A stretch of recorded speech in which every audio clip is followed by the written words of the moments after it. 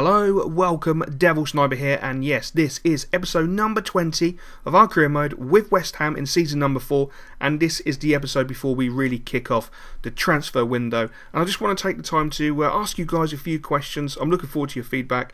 This is going to be something different, only if you guys want it, of course.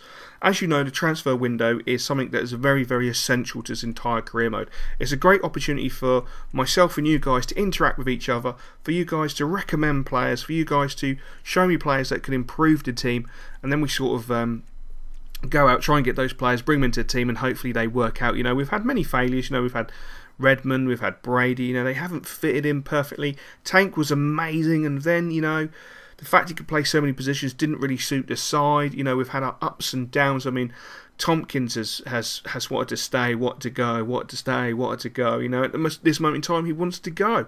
But could there be a twist that lays in wait? You know, Filippo, the whole saga we had with Filippo was gut-wrenching. You know, we've got Lukaku. There was a very split decision on keeping Lukaku, re-loaning out Lukaku, and just plainly selling Lukaku for as much money as we can physically get and bringing someone in. Now, I have this idea. I don't know if you guys would like it. There's a couple of options that we can basically do. We continue in the normal episode manner, where basically I will just do everything behind the scenes as I normally do. Have a look at the players. Obviously, they will be always transfer window time. There's always Benzema was so unlucky there. The keeper got a hand to it, hits the bar. Unbelievable. Was it the bar or the post? That was just unbelievable. We should have scored there. It's just FIFA bullshit, unfortunately. But we can, as you know, there's always going to be a slight delay with episodes around the transfer window, and sometimes I try to do things differently. Sometimes they work, sometimes they completely fail. I know a lot of people really did enjoy when I found the players, doing like little cut clips for those players, showing them, you know, highlighting them doing, I don't know, a nice skill move or having a nice shot or stuff like that. But we've done that before. Would you like to see behind the scenes what I actually do with the players? You know, after I list all the players, which I list every single player, I go through all their statistics, I weigh up the options of, you know, the positions they can play, and then I go and play with them to see how they actually feel. And if they feel comfortable, then, you know, I list them in the top 10, and then obviously the next video comes out, you guys have a little look, and then you give me recommendations. Or what we could do is like a bumper live episode. You could list all the players, I'll put them all together, I'll do my normal, and then we'll play, I don't know, for say an hour, maybe an hour and a half, something like that, and just do a really long live episode for a transfer window. I don't know if you guys would really like that. I know we're bordering on getting close to episode 100 as well, so I don't know what I'm going to do for episode 100. Perhaps you guys can put in the comments what you'd like to see for episode 100. I was so... is this not ironic? Didn't he break his leg in the early part of the season for Liverpool?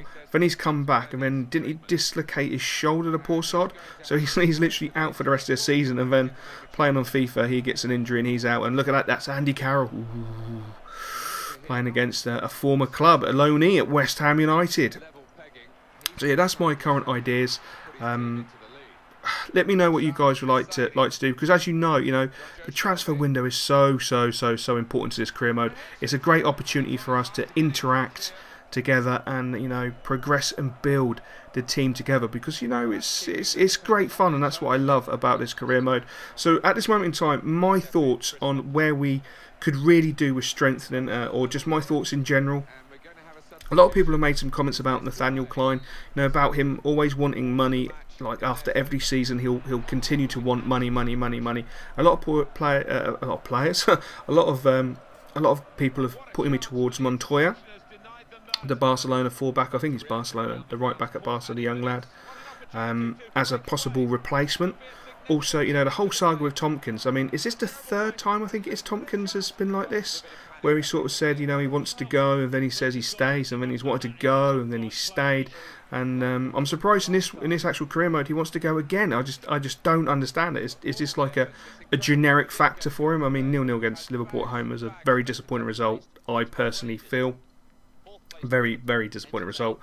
Is it just a generic factor within the career mode? Do we look to actually replace him? Because Kolka is absolutely solid as a rock. You know, we've got Stefan, we've also got Bruno Martin Indy, and we've got Luke Shaw as well at the back. So, you know, perhaps bringing someone in for Tompkins and perhaps, you know, getting rid of Nathaniel Klein is not such an upheaval as we may consider. And as you can see, look, boss, I've been thinking recently about my future at this football club, and I've decided that I don't want to sign a contract extension. I'll be letting my contract expire and then moving on. That is just like one huge kick in the bollocks. That really is a huge kick in the nuts.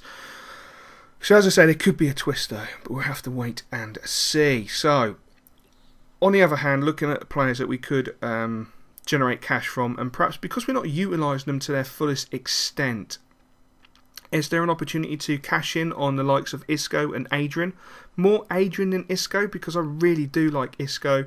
Perhaps we could cash in on Adrian and look to bring in someone like OLLIE John, who's been mentioned a few times. I really do love the fact that he can literally play across the park. But, you know, at the end of the day, guys, it's going to be down to you guys. What you think, what you feel, how you think we should do it, where you think we should really strengthen. You know, the whole Lukaku situation, I'm still a little bit confused on. I mean, I'd like to bring in probably Nelson Oliveira instead of Rodrigo.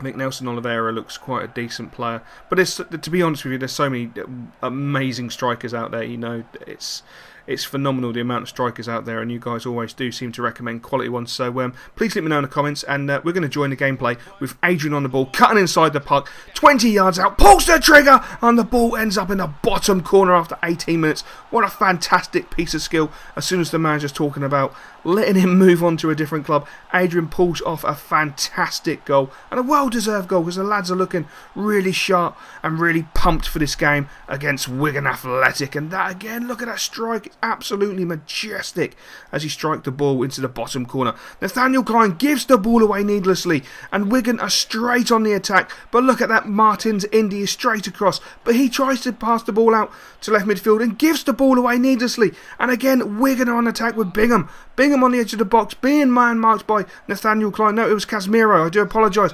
Nathaniel Klein with the sliding tackle, gets him nowhere. Bingham again with the ball, knocks the ball out to the left-hand side of the box.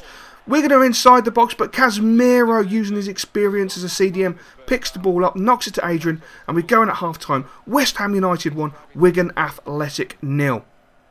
And as we join the second half, the ball is given away to Dicko. Dicko is on the right-hand side for Wigan. Swings the ball in. Looks like he was going for a cheeky attempt. And it's gathered by Butland. Butland throws the ball straight out to Zaha. Zaha had to knock it onto Casemiro quite quickly. It was a poor throw out.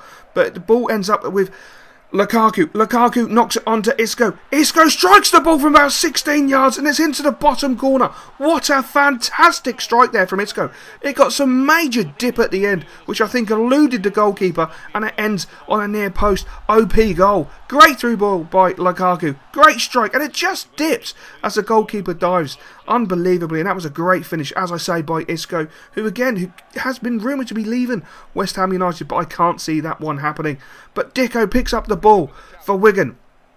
He tries to feed it into their centre of the park, but great play there by West Ham to close the ball down. But Wigan again back on the attack in the 88th minute. Ball swung over, great defensive header, but the referee appears to have awarded a penalty. It looks like he thinks Nathaniel Klein handballed the ball instead of heading it clear. I'm not 100% sure. We might have to have a look at the third official video and see what happens. But Len steps up, slots the ball into the top corner past an outstretched Butland in the 89th minute to make the score West Ham United 2, Wigan Athletic 1. But as we kick off, we join the play on the right hand side with Nathaniel Klein getting forward. Nathaniel Klein cuts inside, centre of the park, gives the ball into Casemiro, who's played extremely well today. He analyses the situation, keeps moving to the left-hand side, cuts back on himself, knocks the ball into Lukaku. Lukaku feeds it into Ravel Morrison. Ravel Morrison into Lukaku. Lukaku looks like he's going to shape to shoot. Goes on the edge of the box, tries to cut inside, but he's tackled, but he still retains possession. A nice little back heel into Casemiro. Casemiro into Roca. Roca loses the ball, turns back inside, goes into the box, and he looks like he was clearly floored there. The use of the elbow to floor Roca is disgraceful, and the referee has rightly awarded a penalty to West Ham United, and Roca is asserting himself, asking for a yellow card, and I think that's rightly so. As you look, he broke into the box, and the player clearly used his elbow to push Roca to the floor. Lukaku steps up for the penalty, but I believe he's going to give it to Roca. This is sensational. Lukaku's going to give the penalty to Roca. Roca earned the penalty. Remember, this lad is 16 years old. Does he have the balls to slot it home? Yes, he does! Roca after 90 minutes to make it 3-1 and to reassert himself as a growing star at West Ham United. This boy has an absolutely bright future at West Ham United.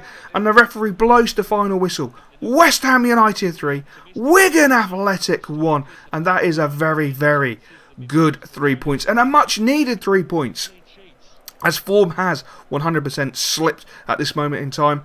So we make our way back to Upton Park because we have plenty of business to do. And as you can see, the first email I received is from Chelsea. And they're making an offer to purchase John, the Swedish goal machine, Guidetti. They are offering us £18.5 million. Now, he is worth between 20.7 and 24.3. It's quite simple. When Guidetti signed for West Ham United, he signed a release clause. His release clause is £50 million. So if Chelsea match the release clause, John Guidetti will be leaving West Ham United. As you can see, they're putting a bit of a pointless offer, as the release clause is clearly £50 million. So we're going to give them the opportunity to see if they want to activate the release clause by putting the price at £50 million. Hopefully they don't, because John Guidetti is a player I don't want to lose. He's 23 years old. I feel he has so much more to offer. And the twist in the video: Tompkins sends me a text message. Morning boss, big news. I've signed the contract you previously offered. I've decided to stay at the club. And I've got to say, Tompkins, you've made the right decision.